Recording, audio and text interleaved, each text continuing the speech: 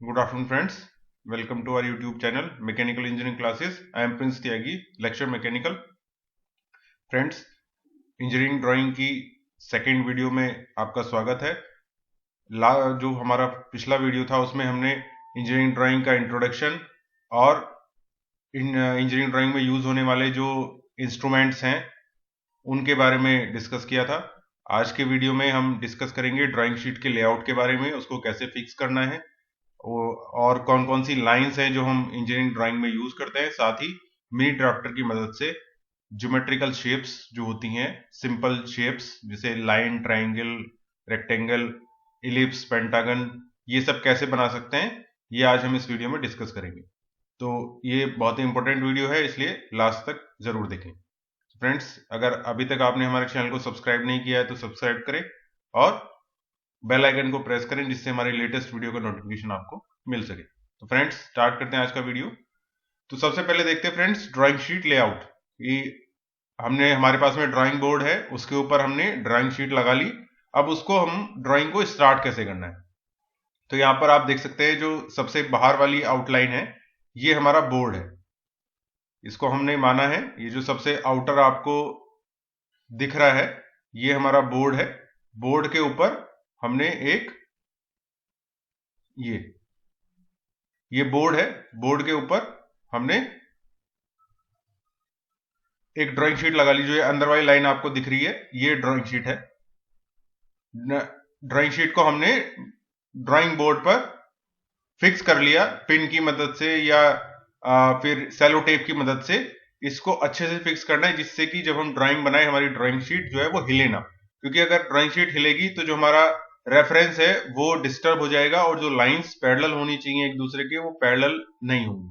तो यहां पर जब हम ड्राइंग शीट को फिक्स करते हैं तो ये देखते हैं कि जो हमारा ड्राइंग बोर्ड है उसकी एज के पैरेलल, ये ड्राइंग बोर्ड की एज है नीचे वाली आप देख सकते हैं, उसी के बिल्कुल समानांतर जो है ड्राइंग शीट की एज होनी चाहिए। यानी कि जो ड्राइंग शीट का किनारा है वो बिल्कुल ड्राइंग बोर्ड के पैरेलल होना चाहिए। ये करने के बाद हम उसको जो ड्राइंग शीट है उसके चारों कॉर्नर पर टेप से, पिन से, क्लिप से उसको फिक्स कर सकते हैं। एक बार हमने ड्राइंग शीट फिक्स कर ली तो उसके बाद हम इसके ऊपर मार्जिन खींचते हैं। आप देख सकते हैं यहां पर हमने दिखाया ये मार्जिन है, जो ये स्पेस है। तो जो हमारा लेफ्ट कॉर्नर है वहां पर हम एक लाइन खींचेंगे जो 25 से 40 mm की डिस्टेंस पे होगी ड्राइंग शीट के किनारे से। तो एक लाइन हम खींच लेंगे, जो ये वाली लाइन है यहां पर, इसको खींचेंगे। ऐसे ही बाकी के तीनों तरफ भी हम मार्जिन लाइन खींचेंगे जो यहां पर दिखाई गई है। मैं इसको फिर दोबारा से रेड कलर से यहां पे शो कर देता हूं। और लेफ्ट साइड में जो ये डिस्टेंस थी फ्रेंड्स वो 40 mm हमने ली थी, लेकिन बाकी तीनों साइड में ये हम 10 mm लेते हैं, नीचे भी, राइट साइड में भी और ऊपर भी। तो इसको 10 mm हम इसलिए लेते हैं फ्रेंड्स क्योंकि जो लेफ्ट साइड है वहां पर 40 mm लेते हैं, यानी कि लेफ्ट साइड में हमने ज्यादा मार्जिन लिया है क्योंकि लेफ्ट हैंड साइड से हम ड्राइंग शीट को पंच करने के लिए या होल्ड करने के लिए यूज करते हैं। यहां पर हम इसको होल्ड करके इसको फाइल करने के लिए भी मदद से फाइल करने के लिए भी हमको स्पेस चाहिए होता है। तो यहां पर थोड़ी सी जगह हम ज्यादा लेते हैं जिससे कि लेफ्ट साइड से हम ड्राइंग शीट को संभाल के रख सकें, उसको पंच कर सकें, फाइल कर सकें या फिर टैग कर सकें, जैसी भी हमारी जरूरत है। सो फ्रेंड्स, हमने ड्राइंग शीट को फिक्स कर लिया, उसके बाद में उस पर मार्जिन बना लिया, मार्जिन लाइन हमारी बन गई। तो जो अंदर का स्पेस है मार्जिन के अंदर का वो हमारा हो गया क्या, वर्किंग स्पेस। जो हमारा मार्जिन में इस सिरे से लेकर इस सिरे तक ये हमारा पूरा हो गया वर्किंग स्पेस, यानी कि इस हिस्से में हमें अब ड्राइंग बनानी है। इससे बाहर कोई भी लाइन या ड्राइंग का कोई भी पार्ट हमारा नहीं जाना चाहिए। उसके बाद जो नेक्स्ट सबसे इंपॉर्टेंट है वो है टाइटल ब्लॉक। तो टाइटल ब्लॉक हमारा हमें बनाना है ड्राइंग शीट में। कोई भी ड्राइंग बनाने से शुरू करने से पहले हम बनाते हैं टाइटल ब्लॉक। तो टाइटल ब्लॉक कहां बनेगा, ये बनेगा हमारा राइट साइड में नीचे के कॉर्नर में, यानी कि बॉटम राइट कॉर्नर में हमारा बनेगा टाइटल ब्लॉक। इसकी जो लेंथ और विड्थ है ये बिल्कुल फिक्स है, स्टैंडर्ड है। इसकी जो लेंथ होगी 185 mm होगी और हाइट जो होगी वो होगी 65 mm। ये हमारा एज पर BIS bureau of Indian standard ये फिक्स है। तो हर एक ड्राइंग शीट पर हम सबसे पहले मार्जिन लाइन खींचेंगे उसके चारों तरफ, जिससे हमें वर्किंग स्पेस मिल जाएगा बीच में, और फिर राइट बॉटम कॉर्नर पर हम टाइटल ब्लॉक बनाएंगे जिसकी डायमेंशन है 185 बाय 65 mm। अब फ्रेंड्स टाइटल ब्लॉक में हमें क्या लिखना है, तो टाइटल ब्लॉक में अगर आप जो हमारी एक्चुअल ड्राइंग्स होती हैं जो फील्ड में यूज होती है, इंडस्ट्री में यूज होती हैं, तो उसमें क्या क्या चीजें हो सकती हैं, ये उसका एक एग्जांपल यहां पर दिया गया। तो और उसकी डायमेंशंस भी दी हुई है, ये आप देख सकते हैं कि पूरी डायमेंशन है 185 इसकी लेंथ है और 65 इसकी हाइट है। तो इसमें जो हमें दिया हुआ है सबसे पहले नेम ऑफ द फर्म, कि किस फर्म की वो ड्राइंग है, कौन सी फर्म जो है उस ड्राइंग को ऑन करती है, मतलब किसका अधिकार में वो ड्राइंग है। दूसरा सबसे इंपॉर्टेंट है टाइटल। टाइटल में हम लिखते हैं कि वो ड्राइंग किस बारे में है, ये टाइटल से हमें पता लगेगा कि वो ड्राइंग किस बारे में है, यानी कि जैसे नट बोल्ट है, फ्लैंज है, किसी इंजन की ड्राइंग है, किसी साइकिल की ड्राइंग है, फैन की ड्राइंग है, तो वो यहां पे सब हम टाइटल में देंगे। उसके बाद आएगा स्केल। स्केल के बारे में आगे हम डिटेल में पढ़ेंगे, अभी हम इतना समझ सकते हैं कि स्केल का मतलब है कि कोई एक्चुअल चीज जो है उसको हमने बड़ा करके दिखाया है या छोटे साइज में दिखाया है, तो वो हम यहां पे मेंशन करते हैं कि उसका स्केल क्या है। वो लार्जर व्यू है, मान लीजिए कोई घड़ी का कंपोनेंट है तो बहुत ही छोटा होता है, तो ड्राइंग पे जब बनाएंगे तो उसको हम कई गुना बड़ा करके दिखाएंगे। ऐसे ही अगर कोई एरोप्लेन का कंपोनेंट है तो वो बहुत बड़ा होता है एक्चुअली, लेकिन ड्राइंग में हम उसको कई गुना छोटा करके दिखाते हैं। तो वो हमें कहां से पता लगेगा, वो हमें पता लगता है इस स्केल से। उसके बाद नीचे आप जो ये सिंबल देख रहे हैं यहां पर, ये सिंबल होता है हमारा कौन से एंगल में ये ड्राइंग बनी हुई है। ये फर्स्ट एंगल प्रोजेक्शन में बनी है या थर्ड एंगल प्रोजेक्शन में बनी है। First angle third angle projection क्या होता है वो हम अभी आगे आने वाली वीडियो में डिटेल में डिस्कस करेंगे। तो अभी के लिए हम ये समझ सकते हैं कि यहां से हमें यह पता लगेगा कि ये ड्राइंग कौन से एंगल में बनी हुई है। उसके लिए जो डायमेंशन है वो आप देख सकते हैं यहाँ पे दी हुई है।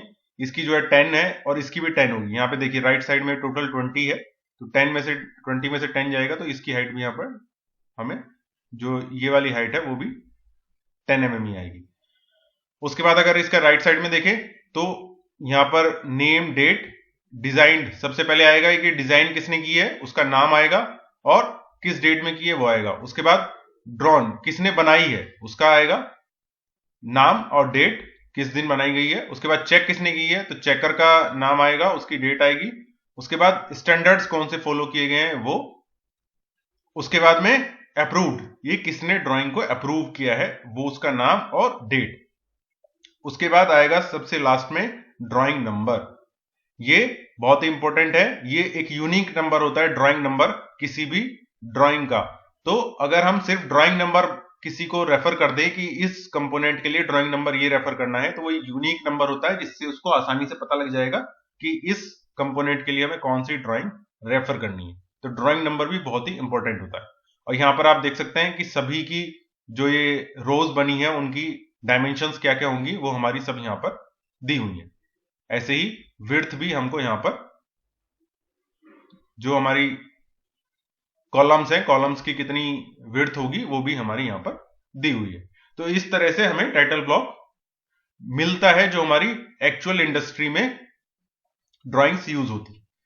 लेकिन जैसे कि हम अभी इंस्टीट्यूट में हैं, कॉलेज में हैं, तो हमें हमारा जो टाइटल ब्लॉक है उसको हम अपने कॉलेज के हिसाब से मॉडिफाई कर लेते हैं। हम कॉलेज में जो ड्राइंग बनाएंगे उसमें जो टाइटल ब्लॉक बनेगा वो कुछ इस तरह से हमको दिखेगा। यहां पे आएगा नेम ऑफ इंस्टीट्यूट जिस भी कॉलेज में हम पढ़ रहे हैं, यहां पर आएगा टाइटल ऑफ ड्राइंग, किस टॉपिक पर हमने ड्राइंग बनाई है वो यहां पर लिखाएंगे।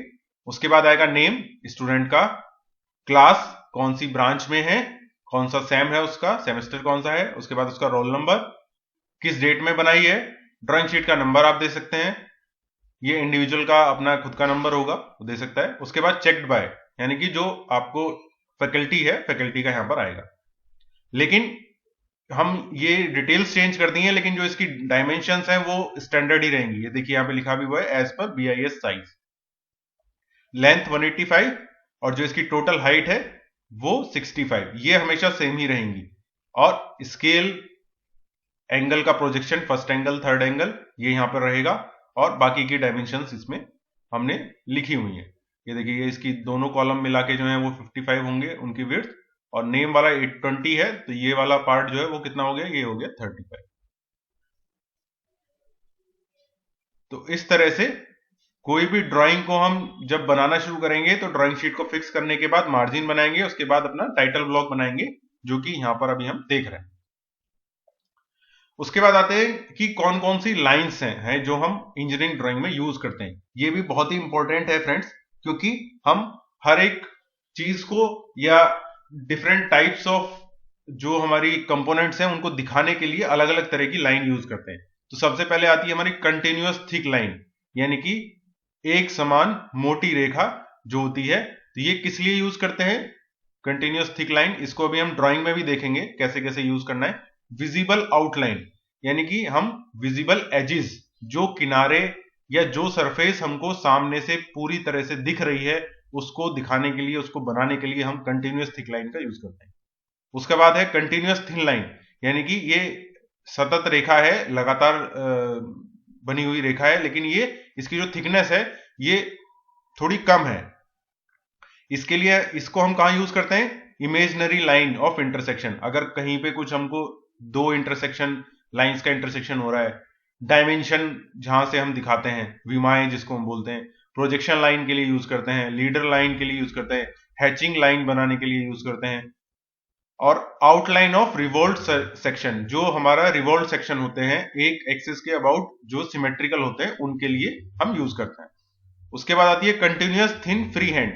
ये कंटिन्यूअस लाइन है, थिन है, लेकिन फ्री हैंड है। ये स्ट्रेट है बिल्कुल, इसको हमको स्केल की मदद से बनाना पड़ेगा। लेकिन ये जो है, ये आप देख रहे हैं कि ये वेवी है, ये हम हाथ से बना रहे हैं, तो ये थोड़ी बहुत इधर उधर मूव कर सकती है। तो ये किसके लिए यूज करते हैं, लिमिट्स ऑफ पार्शियल और इंटरप्टेड व्यूज और सेक्शन, मतलब जो हमको व्यू प्रॉपर्ली नहीं दिख रहे हैं उसको दर्शाने के लिए हम इसको यूज करते हैं। उसके बाद आता है continuous thin straight line with zigzag. यहां पर जो दिख रहे हैं ये है जिगजैग। तो ये बीच बीच में इस तरह के जिगजैग इसमें हम शो करते हैं। तो ये किस लिए काम आती है, लॉन्ग ब्रेक लाइन, यानी कि जब हमारा कहीं पे हमको लॉन्ग ब्रेक लाइन को दर्शाना होता है तो वहां जिगजैग की मदद से, जिगजैग लाइन की मदद से हम दिखाते हैं। तो लॉन्ग ब्रेक लाइन को हम अभी आगे एक्चुअल ड्राइंग में देखेंगे कैसे यूज करते हैं। उसके बाद है डैश्ड थिक लाइन, यानी कि जो लाइन है हमारी वो हमने थोड़ी देर दूरी के लिए खींचा, फिर छोड़ दिया, फिर खींचा, फिर छोड़ दिया, फिर बीच में गैप दिया, फिर इसको खींचा। लेकिन जो हमारे ये डैशेस हम बना रहे हैं ये सब एक समान लंबाई के होंगे। ऐसा नहीं होगा कि एक बड़ा बना दिया, एक छोटा बना दिया, एक बड़ा बना दिया, एक छोटा बना दिया, ये सभी एक ही लंबाई के होंगे।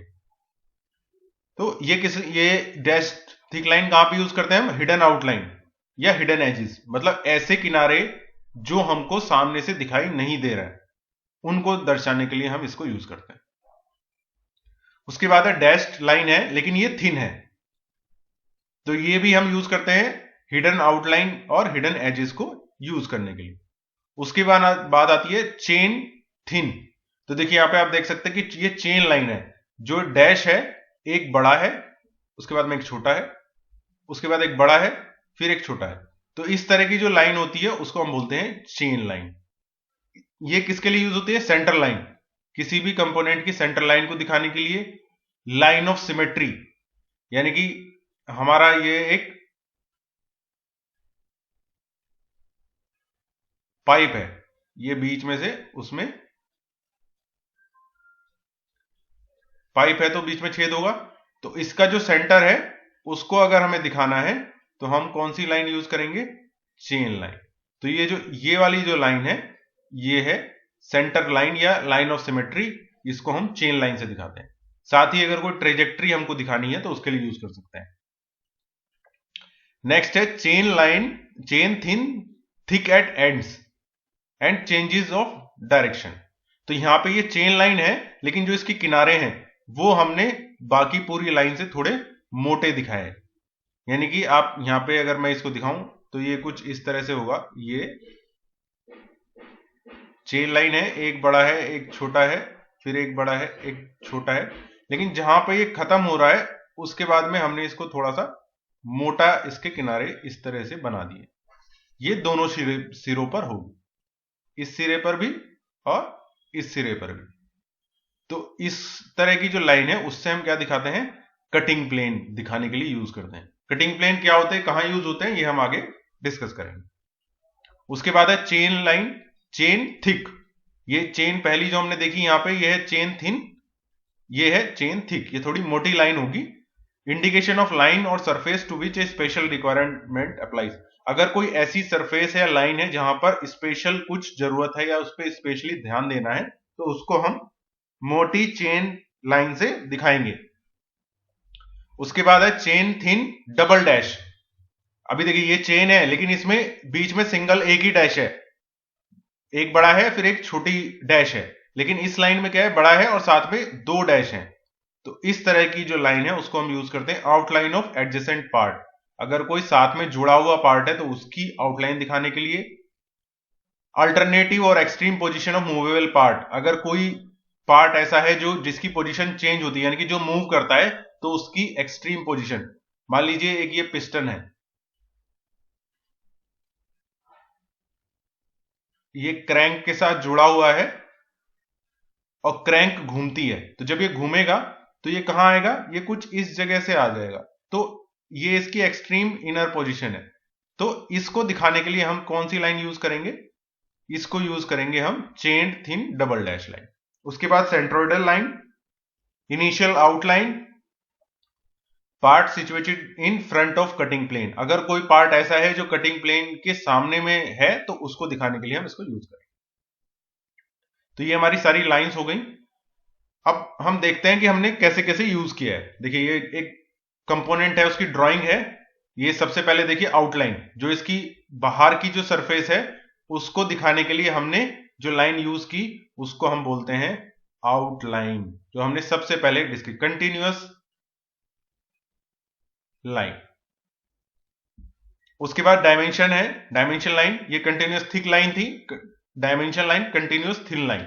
ये सतत रेखा है, कंटिन्यूअस है, लेकिन आउटलाइन के मुकाबले थोड़ी थिन है, तो इसको हम कहां यूज करते हैं, डायमेंशन लाइन। ये हम ऑलरेडी मैंने सारी लाइंस में डिस्कस किया है, तो हम एक्चुअल ड्राइंग में कैसे यूज करते हैं वो मैं यहां पे आपको दिखा रहा हूं। फिर आपका ये वाला लाइन है, ये आप देख रहे हैं दोनों सिरों पे ये थोड़ी एक्स्ट्रा थिक है, यानी कि मोटाई इसकी ज्यादा है। तो ये कौन सी लाइन है हमारी, ये है कटिंग प्लेन लाइन।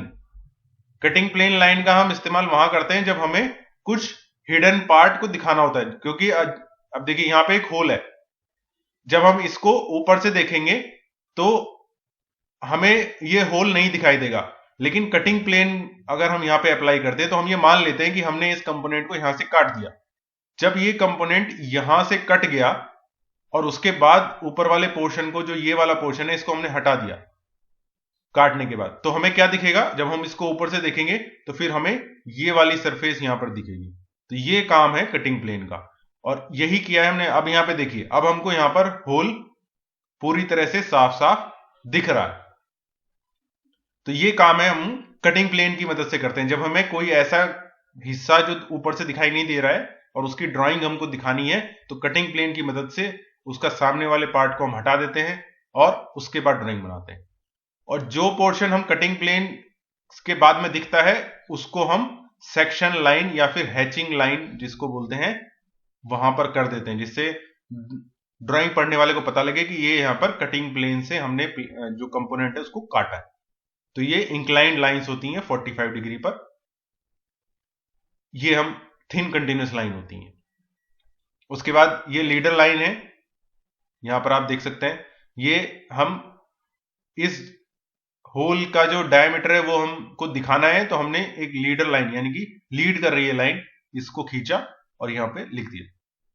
उसके बाद ये जो लाइन है, जो डायमेंशन के जो एजेस को हम करते हैं, इनको हम बोलते हैं एक्सटेंशन लाइन। ये भी कंटिन्यूअस थिन लाइन होती है।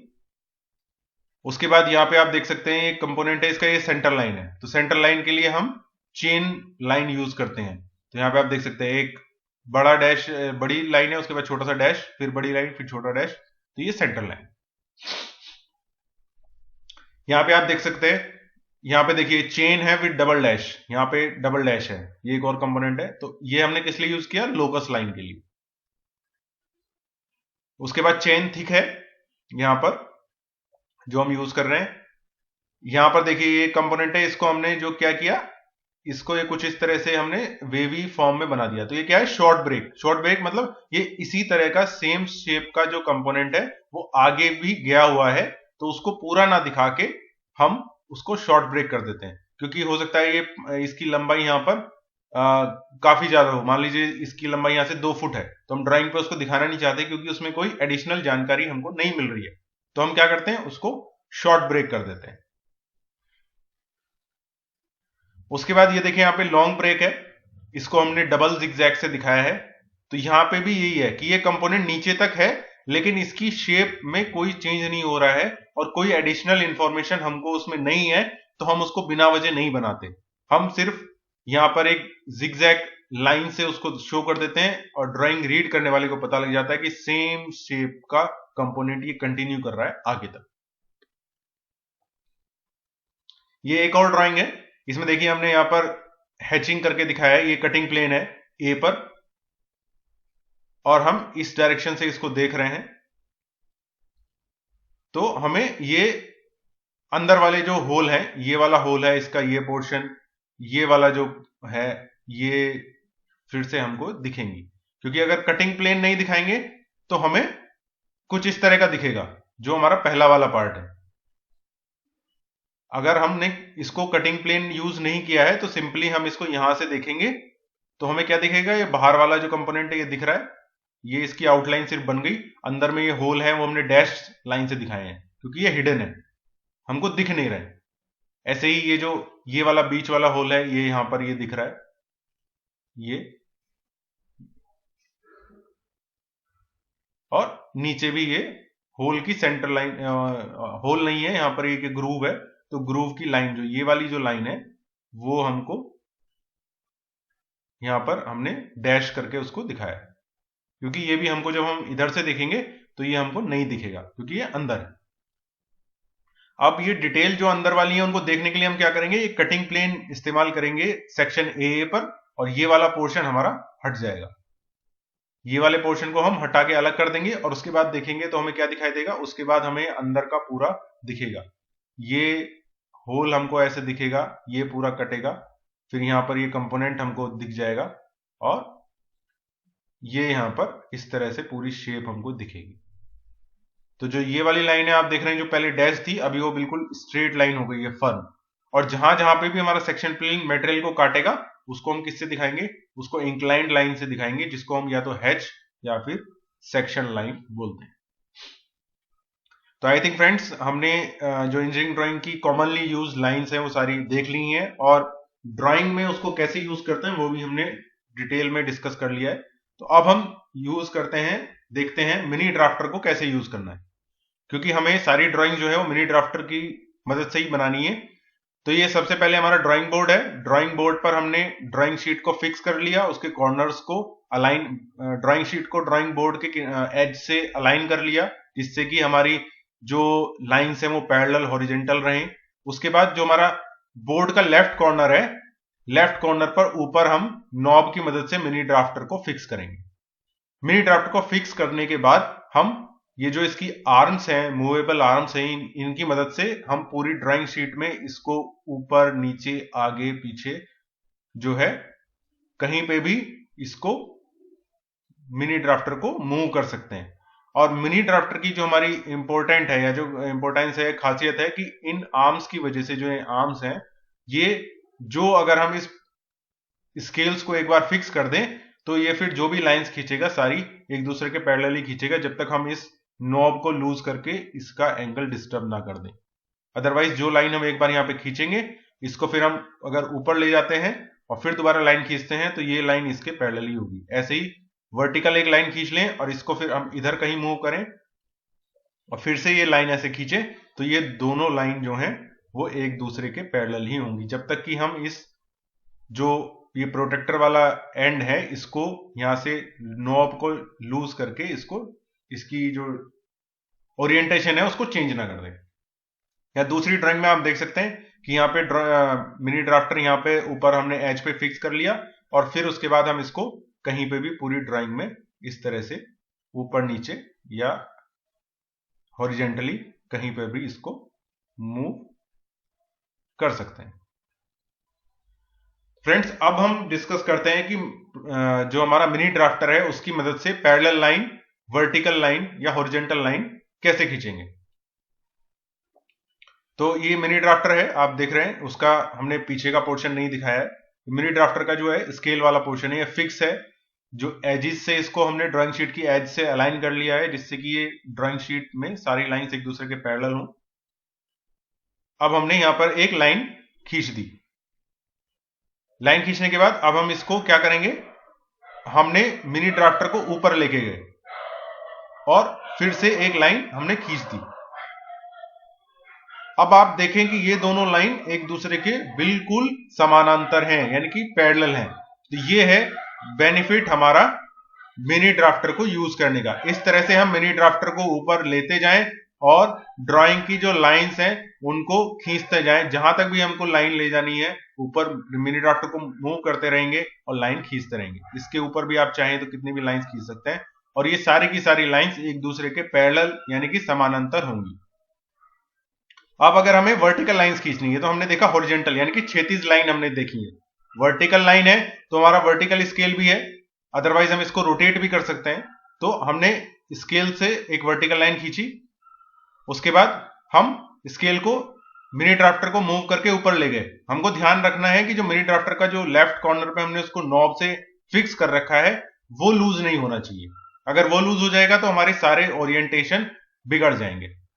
जब तक वो नॉब फिक्स है तो हम मिनी ड्राफ्टर को मूव करेंगे, उसके बाद दूसरी लाइन खींचेंगे वर्टिकल, और इस तरह से हम इसको फिर इधर मिनी ड्राफ्टर को मूव करके कितने भी लाइंस आप खींच सकते हैं। आप देखेंगे कि जितनी भी लाइंस हमने खींची हैं ये सब एक दूसरे के पैरेलल हैं, यानी कि समानांतर हैं। ये वर्टिकल लाइंस हैं बट एक दूसरे के पैरेलल हैं। ऐसे ही ये हॉरिजेंटल लाइंस हैं बट एक दूसरे के पैरेलल हैं। तो इस तरह से मिनी ड्राफ्टर की मदद से हम पैरेलल और हॉरिजेंटल वर्टिकल लाइंस खींच सकते हैं। अब नेक्स्ट है ट्राइंगल। अगर हमें ट्राइंगल बनाना है तो ट्राइंगल के बारे में सब जानते हैं कि ट्राइंगल में 3 साइड्स होती हैं। तो मिनी ड्राफ्टर है हमारे पास, उसको लेके जाएंगे। हमने एक हॉरिजेंटल लाइन खींची, एक वर्टिकल लाइन खींची। अब हमें क्या करना है, इन दोनों लाइंस को, पॉइंट्स को मतलब हमको जोड़ना है एक लाइन की मदद से, तभी हमारा ट्राइंगल बन पाएगा। तो उसके लिए हम क्या करेंगे, उसके लिए जो हमारा ये नॉब है हम उसको लूज करेंगे, इस पूरे प्रोटेक्टर हेड को रोटेट करेंगे इस तरह से, वापस से नॉब को टाइट करेंगे और इन दोनों कॉर्नर्स को, लाइन के दोनों जो सिरे हैं उसको एक लाइन से जोड़ देंगे और आप देख सकते हैं कि हमारा ट्राइंगल जो है वो रेडी है। तो इस तरह से हम क्या कर सकते हैं, ये हमारी हॉरिजेंटल लाइन हमने मेरी ड्राफ्टर से खींच ली, वर्टिकल लाइन हमने मेरी ड्राफ्टर से खींच ली, ये वर्टिकल हो गई, ये हॉरिजेंटल हो गई, और ये प्रोटेक्टर हेड को हमने लूज करके रोटेट किया और हमने इंक्लाइन लाइन खींच दी, तो हमारा ट्रायंगल बन गया। ऐसे ही हम स्क्वायर लाइन, स्क्वायर या रेक्टेंगल बनाना है तो हम हॉरिजेंटल और वर्टिकल लाइन खींच सकते हैं। फिर हम क्या करेंगे, इस मिनी ड्राफ्टर को ऊपर लेके जाएंगे, फिर लाइन खींचेंगे हॉरिजेंटल, फिर इसको इधर मूव करेंगे और एक वर्टिकल लाइन खींचेंगे, जिससे कि हमारा रेक्टेंगल या स्क्वायर जो भी हम बनाना चाहें वो कंप्लीट हो जाएगा। अब अगर हमें आर्क या सर्कल बनाना है तो आर्क या सर्कल बनाने के लिए हमें किस चीज की जरूरत होती है, कंपास की। ये सब लोगों ने ऑलरेडी जानते हैं और यूज किया हुआ है। तो सबसे पहले हम एक सेंटर मार्क करेंगे जिसके अबाउट हमें सर्कल बनाना है। इस पॉइंट को, जो मेटल पॉइंट है उसको इस सेंटर पे रखेंगे। जो हमको रेडियस चाहिए वो डिस्टेंस हम यहां पर बनाएंगे और इस पॉइंट को रखते हुए एक सर्कल पूरा खींच देंगे पेंसिल की मदद से। ऐसे ही अगर हमें आर्क बनाना है तो सेंटर मार्क करेंगे, रेडियस लेंगे, जिस रेडियस का आर्क या त्रिज्या का आर्क हमें लगाना है, और हम एक आर्क बना देंगे। ये बहुत ही आसान है। अब बात करते हैं पॉलीगन की।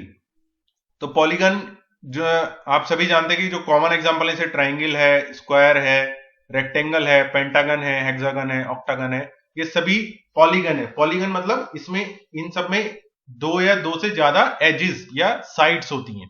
तो आप देख रहे हैं ट्राइंगल में 3 साइड है, क्वाड्रिलेटरल यानी कि स्क्वायर रेक्टेंगल इसमें 4 साइड है, पेंटागन में 5 साइड है, हेक्सागन में 6 साइड है। उसके बाद हेप्टागन, ऑक्टागन, नैनोगन, नोनागन, उसके बाद में डेकागन। तो इसी तरह से इनकी जो साइड्स बढ़ती जाती हैं और ये पॉलीगन की जो नंबर ऑफ साइड्स हैं वो बढ़ती जाती हैं। अब अगर हमें कोई पॉलीगन बनाना है तो हमें क्या चाहिए, उसके अंदर के जो एंगल्स हैं वो पता होने चाहिए। ऐसे ही तभी हम उनको बना पाएंगे। तो उसके एंगल्स को बनाने के लिए हम क्या करते हैं, उसके लिए हमारे पास एक फॉर्मूला है। मान लीजिए किसी पॉलीगन की साइड्स कितनी है, कितनी साइड्स है n, तो उसके जो अंदर वाले एंगल होंगे, यानी कि ट्राइंगल में अगर देखें तो अंदर कितने एंगल है, 3। उसी तरह से रेक्टेंगल में कितने हैं, 4। पेंटागन में कितने हैं, 5। तो उन सभी का एंगल्स का जो सम कितने से होगा, n-2 मल्टीप्लाई बाय 180। इस फॉर्मूले से हमें सारा अंदर के जो एंगल्स हैं, कोण है, उनका जोड़ आ जाएगा।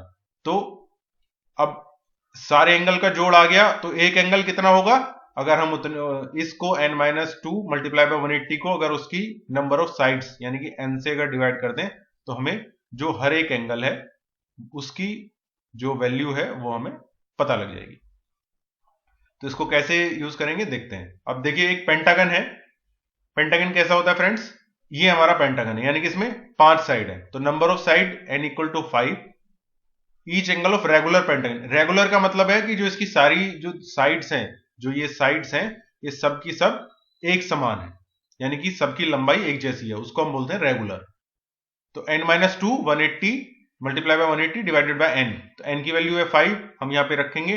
तो 3 मल्टीप्लाई बाय 180 डिवाइडेड बाय 5, तो हमें मिल गई वैल्यू 108 डिग्री। यानी पेंटागन में हर दो दिशा जो साइड्स होती हैं उनके बीच का एंगल कितना होना है, 108। अब हमें पेंटागन बनाना है तो कैसे बनाएंगे, सबसे पहले एक लाइन खींचेंगे।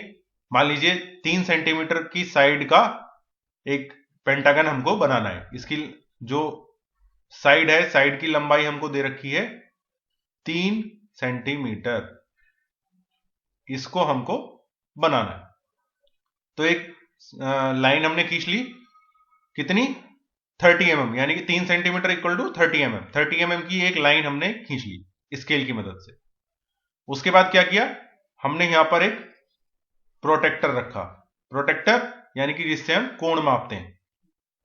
और क्या किया, 108 डिग्री पर हमने मार्क कर दिया। मार्क करने के बाद क्या करेंगे, हम स्केल की मदद से एक लाइन खींचेंगे जो ये एंगल बना रही होगी, कितना, 108 डिग्री। ऐसे ही यहां पर भी हम एक प्रोटेक्टर रखेंगे, 108 डिग्री का कोण मापेंगे और स्केल की मदद से लाइन खींच देंगे। और ये लंबाई कितनी होगी, 3 सेंटीमीटर, क्योंकि हमारी जो हमारी साइड है उसकी लंबाई हमको दी हुई है 3 सेंटीमीटर। तो ये लंबाई कितनी है, इसकी कितनी लंबी लाइन खींचनी है,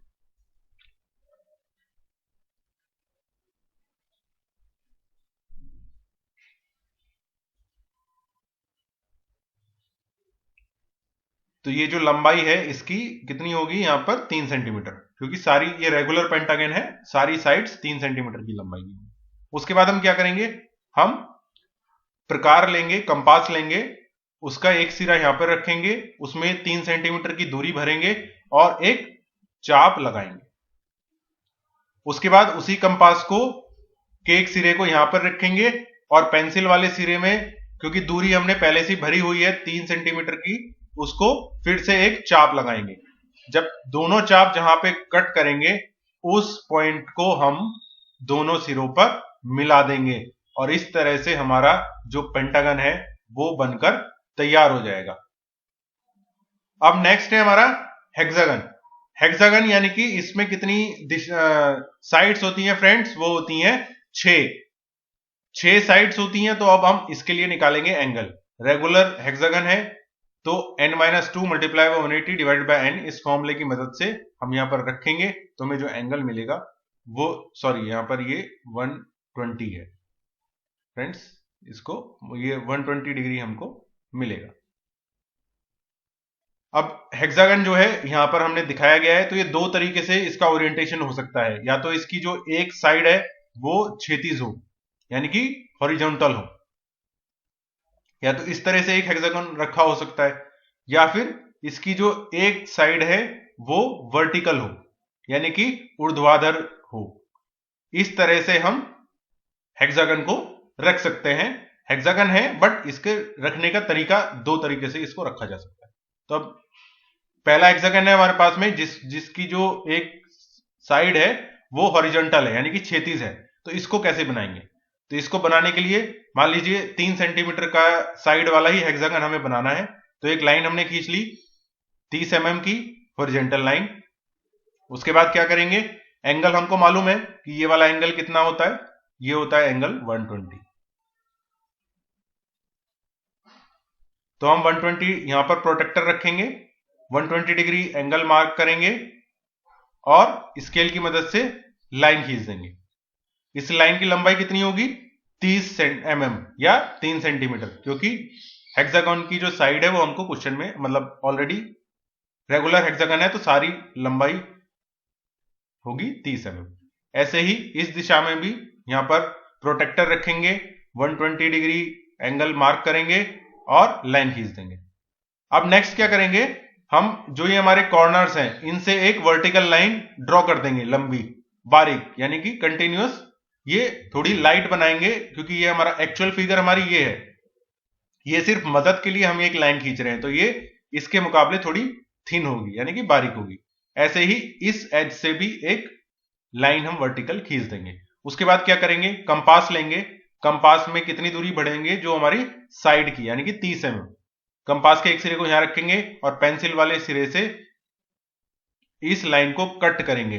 ये यहां पर एक चाप लगाएंगे जहां पर ये इसको कट कर रहा है और इसको हम जोड़ देंगे। ऐसे ही इस वाले कोने पर हम कंपास का सिरा रखेंगे और पेंसिल से यहां पर 30 सेंटीमीटर की 30 mm की लंबाई लेंगे और उसको चाप लगाएंगे।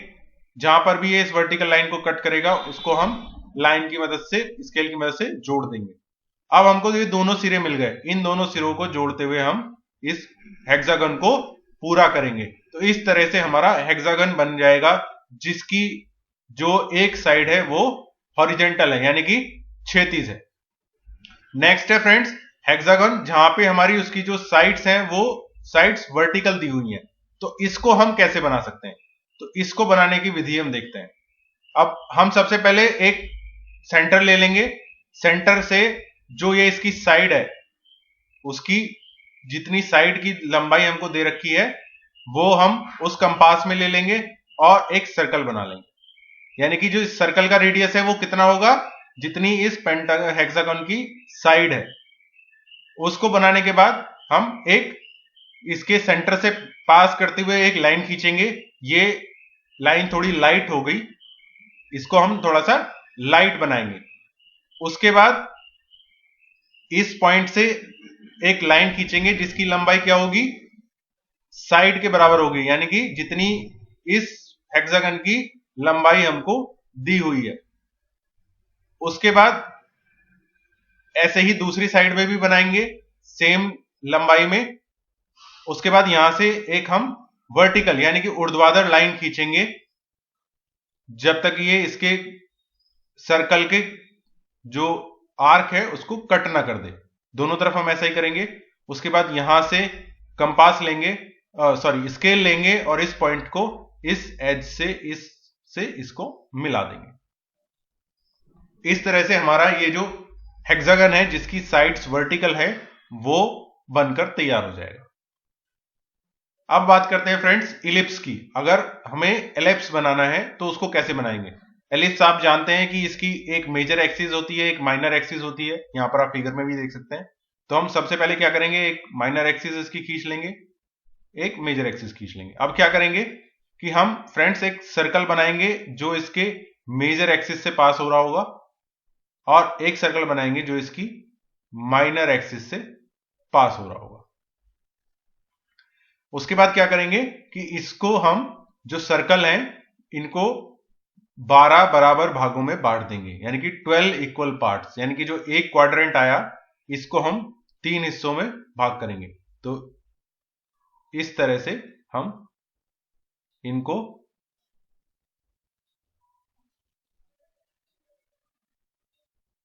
इसको लाइन को हम आगे बढ़ा लेते हैं। इसी तरह से ये भी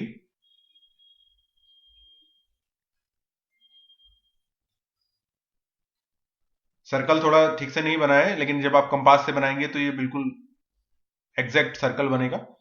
अभी हमने इसको 12 बराबर हिस्सों में दोनों सर्कल्स को बांट दिया। अब क्या करेंगे, जो हमारा आउटर सर्कल है वहां से एक परपेंडिकुलर ड्रॉ करेंगे, लंबवत एक डालेंगे।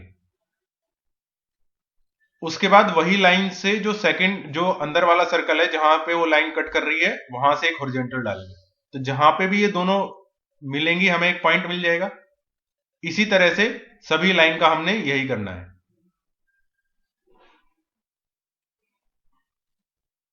जो आउटर सर्कल है उस पॉइंट से ऊर्ध्वाधर लाइन और जो अंदर वाला सर्कल है उससे हॉरिजॉन्टल लाइन।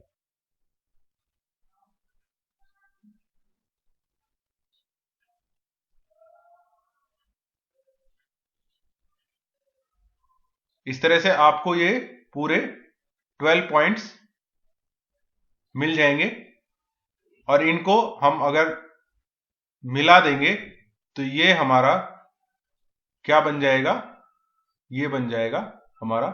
तो अब हमें सारे पॉइंट्स मिल गए हैं, तो हम यहां से स्टार्ट करेंगे। इस पॉइंट को इन सारे पॉइंट्स को मिलाते हुए हम जब निकलेंगे तो ये हमें क्या मिलेगा, इस तरह का जो एक इलिप्स है, इलिप्स की शेप हमारी बन जाएगी। तो आप देख रहे हैं कि ये जो दोनों सिरे हैं यहां पर ये अंदर वाले सर्कल को टच करेगा।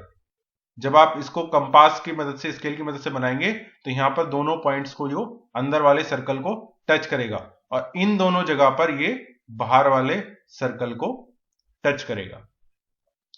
तो इस तरह से आप एक इलिप्स को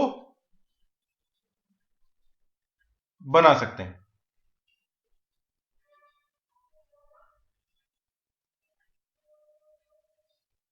सबसे पहले माइनर सर्कल को हमको लेना है और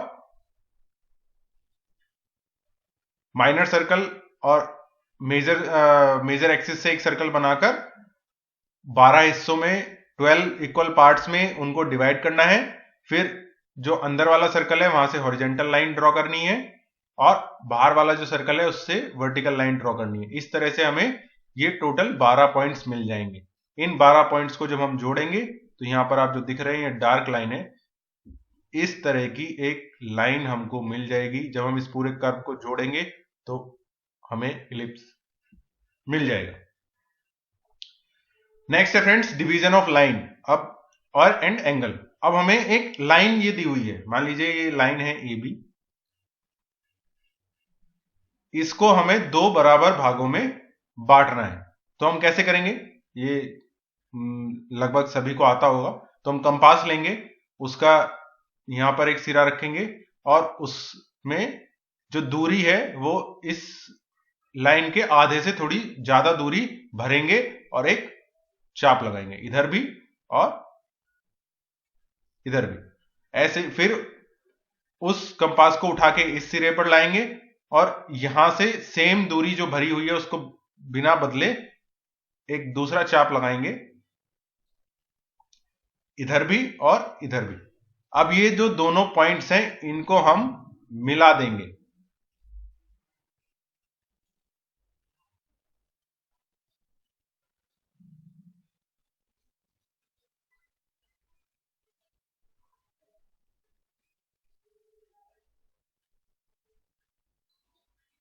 अगर स्केल की मदद से आप खींचेंगे तो बिल्कुल स्ट्रेट लाइन यहां पर आएगी इस तरह से, और ये लाइन आपकी जो है वो दो हिस्सों में विभाजित हो जाएगी। तो इस तरीके से अगर हमको कोई लाइन को दो हिस्सों में बांटना है तो हम आसानी से बांट सकते हैं।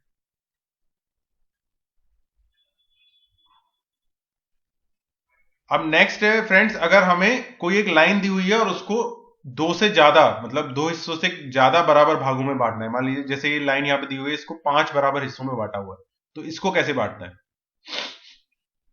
ये लाइन हमने एक ले ली, उसके बाद क्या करेंगे, एक दूसरी लाइन हम खींचेंगे। ये जो एंगल है ये ज्यादातर 15 से 45 डिग्री के बीच में कोई भी एंगल आप खींच सकते हैं, खींच लें। उसके बाद क्या करें, कंपास जो है उसका एक सिरा यहां पर रखें, पेंसिल में कुछ दूरी भरें और उस दूरी से फिर क्या करें,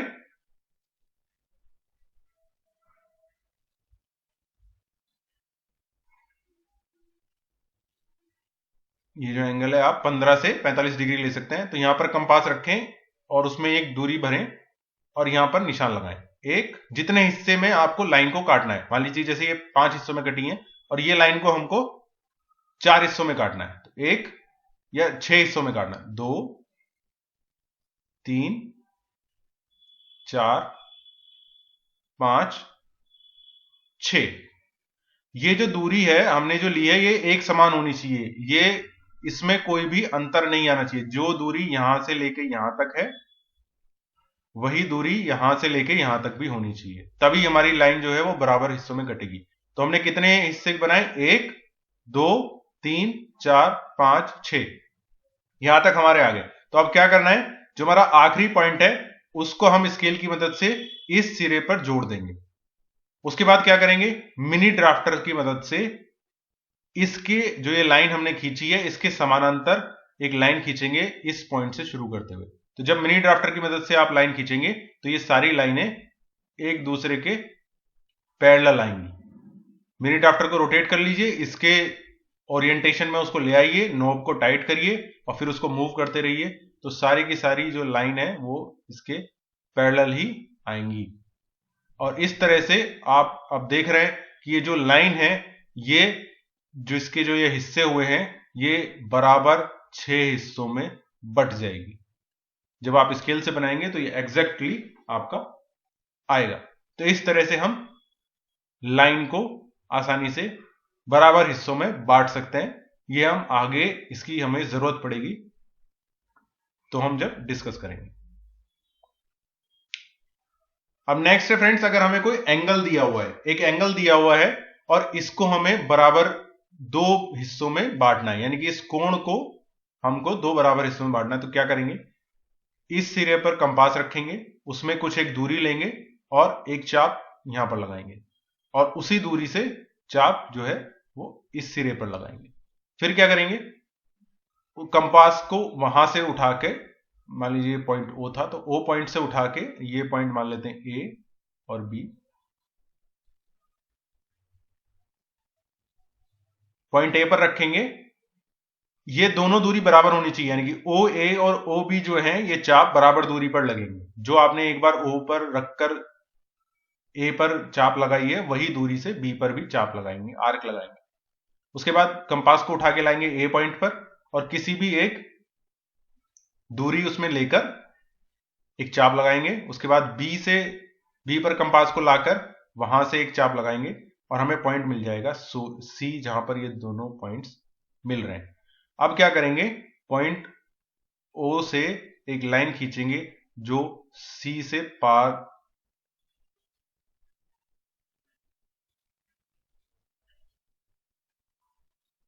एक लाइन हम खींचेंगे जो सी के होती हुई गुजरेगी। तो ये जो लाइन है ये लाइन इस एंगल को, इस कोण को बराबर दो हिस्सों में बांट देगी। तो फ्रेंड्स आज की इस वीडियो में इतना ही। नेक्स्ट वीडियो में हम डिस्कस करेंगे लेटर राइटिंग के बारे में। So till then stay tuned, हमारे चैनल को सब्सक्राइब करें और बेल आइकन प्रेस करें। Thank you for watching.